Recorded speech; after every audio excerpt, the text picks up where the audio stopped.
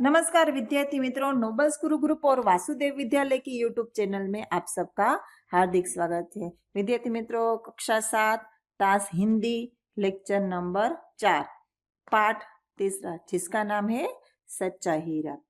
विद्यार्थी मित्रों, इस पाठ की शुरुआत में आज हम करने जा रही हूँ। प्रस्तुत कहानी में व्यक्ति के ज्ञान के साथ साथ उसके कर्म को भी महत्व दिया गया है। इस कहानी में ये बताया गया ज्ञान तो होना जरूरी है, मगर व्यक्ति के कर्म, वो कर्म कैसे करते हैं उसका भी महत्व दिखाया गया है।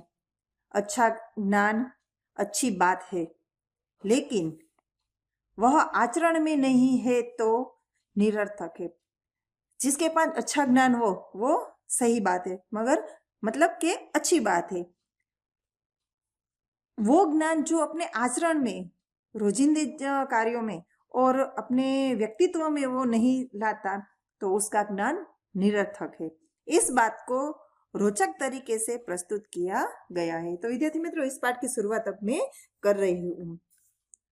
सूर्य अस्त हो रहा था, मतलब कि सूर्य ढलने जा रहा था। पक्षी चहचहाते हुए अपने अपने नीड की ओर जा रहे थे। नीड मतलब के घोंसले में। गांव की कुछ स्त्रियां पानी लेने के लिए खड़े लेकर कुएं की ओर चल पड़ी।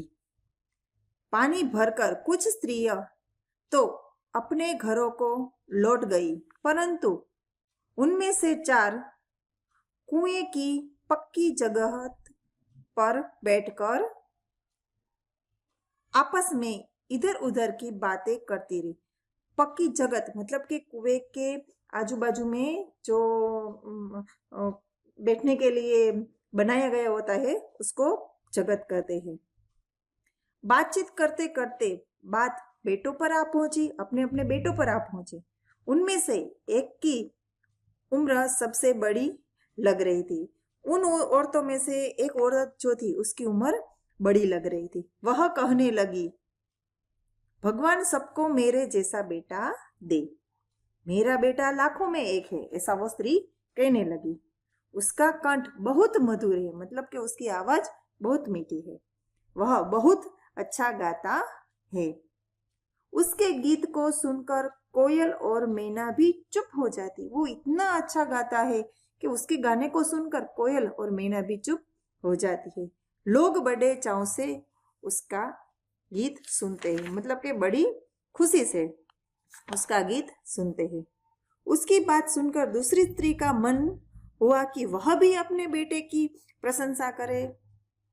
दूसरी स्त्री को भी ऐसा हुआ कि मैं भी अपने बेटे की प्रशंसा करूं, मतलब कि तारीफ और उसके गुण बताऊं। उसने पहली स्त्री से कहा, मेरे बेटे की बराबरी कोई नहीं कर सकता, मतलब कि मेरे बेटे के मुकाबले में कोई नहीं आ सकता। वह बहुत ही शक्तिशाली और बहादुर है। वो स्त्री कहने लगी कि मेरा बेटा इतना ताकतवर है और बहादुर भी है। वह बड़े बड़े बहादुरों को भी पछाड़ देता है। जो बड़े ताकत वाले हैं और बहादुर है उसको भी वो पछाड़ देता है। वह आधुनिक युग का भीम है। आधुनिक मतलब कि ये नए जमाने का भीम कहलाता है। यह सब सुनकर तीसरी औरत भला कैसे चुप रह सकती? दोनों औरतें के बेटे की प्रशंसा सुनकर तीसरी औरत कैसे चुप रह सकती है? वह भी बोली, मेरा बेटा साक्षात बृहस्पति का अवतार है। बृहस्पति जो भगवान है उसका अवतार है, ऐसा वो स्त्री बोली। वह जो कुछ पढ़ता है एकदम याद कर लेता है।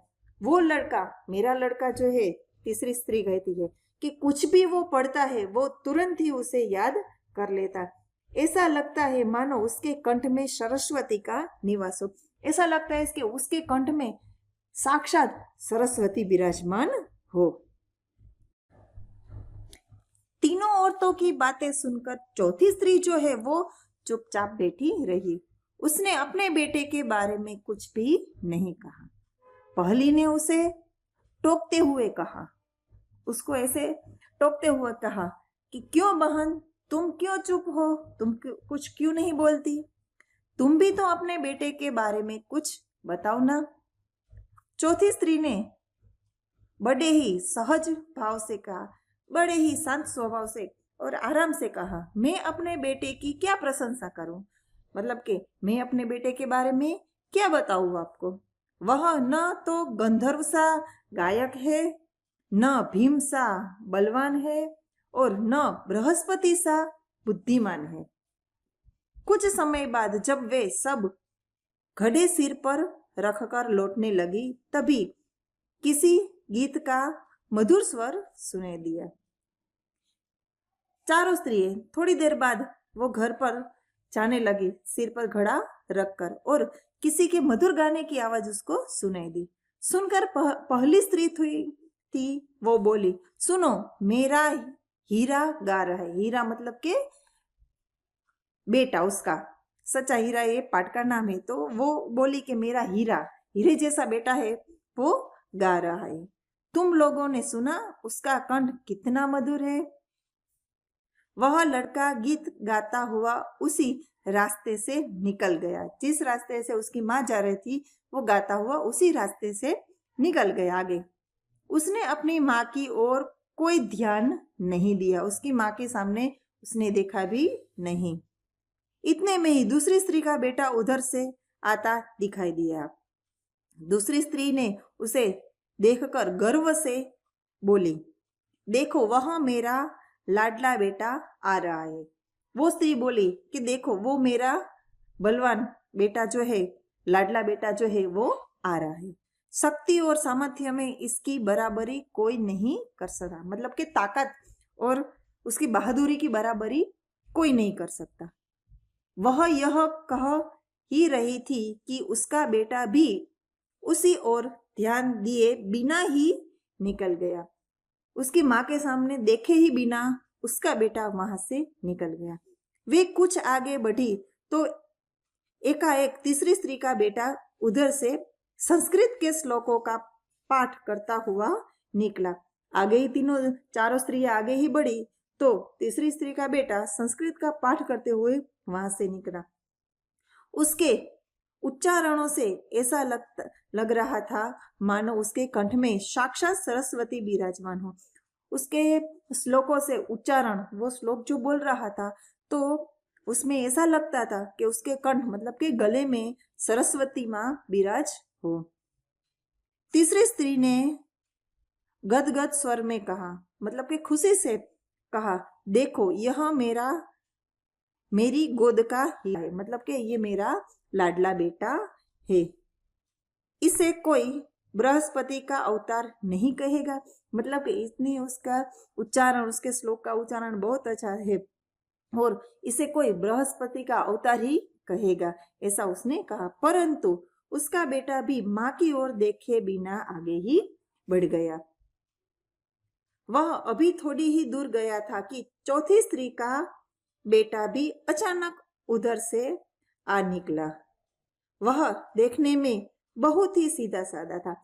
तीनों स्त्री के बेटे आ गए और बाद में चौथी स्त्री जो थी उसका बेटा भी वहां से दिखाई दिया, और वह सीधा साधा और साधारण लगता था। सरल प्रकृति का लगता था, सामान्य सरल, मतलब कि वो अच्छा लड़का था। उसे देखकर चौथी स्त्री ने कहा, वह बहन, यही मेरा लाडला हीरा है। चौथी स्त्री ने वहां जब बातें हो रही थी तब उसने कुछ भी नहीं करा, और चौथी स्त्री का लड़का सामने आया तो उसने कहा कि यह मेरा लाडला बेटा है, मतलब कि यह मेरा लाल है। चौथी स्त्री उसके बारे में बता ही रही थी कि उसका बेटा पास आ गया। उसने अपनी माँ को देखकर वहां रुक गया और बोला, माँ लाओ, मैं तुम्हारा घड़ा पहुंचा दूं। चौथी स्त्री का बेटा हजी उसके बारे में बोल रही थी तो उसका बेटा वहां पे आकर अपनी माँ से कहा, लो, मैं आपका घड़ा घर तक पहुंचा दूं।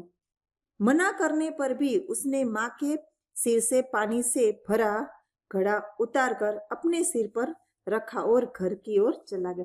माँ ने मना किया, फिर भी वो घड़ा उठाकर अपने सिर पर रखकर घर की ओर चला गया। तीनों औरतें बड़े ही आश्चर्य से चौथी स्त्री के बेटे को देखती रही। वो आश्चर्यचकित होकर चौथी स्त्री का जो बेटा था उसके सामने तीनों औरतें देखती रही। एक वृद्ध महिला जो बहुत देर से इन औरतों के पीछे चल रही थी, एक बूढ़ी औरत थी, वो ये चारों औरतों के पीछे चल रही थी, इनकी बातें सुन रही थी, पीछे पीछे चलकर वो जो बोल रही थी उनकी बातें सुन रही थी। पास आकर बोली, वो जो वृद्ध औरत थी वो चारों स्त्री के पास आकर बोली, देखती क्या हो, मतलब कि क्या देख रही हो, यही सच्चा हीरा है। वो जो लड़का, जो ये तीनों औरतों के जो लड़के थे वो अच्छा गा रहा था, कोई बलवान था, कोई बृहस्पति का अवतार ऐसा बोल रही थी, मतलब मगर इन तीनों बेटों के बारे में चौथी स्त्री का जो बेटा था वही सच्चा हीरा था, जिसने अपनी माँ की मदद की। वो जो पानी का घड़ा अपने सर पे लेकर जा रही थी तो उसका घड़ा ले लिया और उसकी माँ की मदद की। वो वृद्ध औरत, चौथी स्त्री के बेटे के बारे में वृद्ध औरत ने कहा, यही सच्चा हीरा है। विद्यार्थी मित्रों, ये पाठ यहीं पूरा होता है।